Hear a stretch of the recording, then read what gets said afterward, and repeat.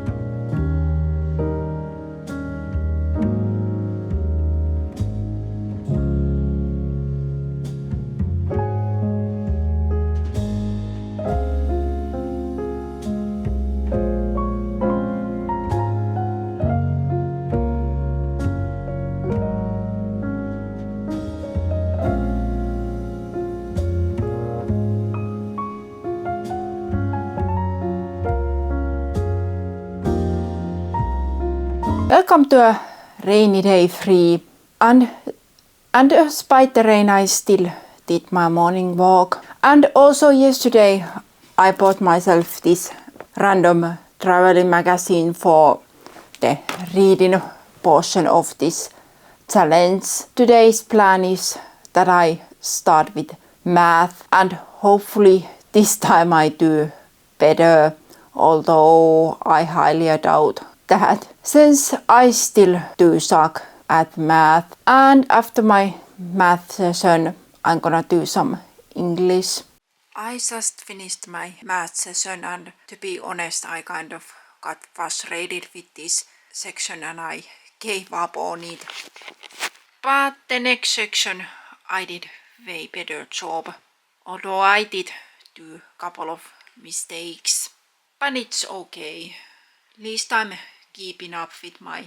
This is the last day of my challenge, and I'm gonna start my study session with a math test. I'm gonna give myself 2 hours to finish 4 pages, and if the practice question says that I'm not allowed to use a calculator, I'm gonna have to not use a calculator, and let's see how bad do I do. Honestly, I don't think that I'm going to be finishing these 4 pages, since I suck at math. And after my test I'm gonna do 1 hour of English and 1 hour of psychology. I just set my alarm for 2 hours. Test starts now.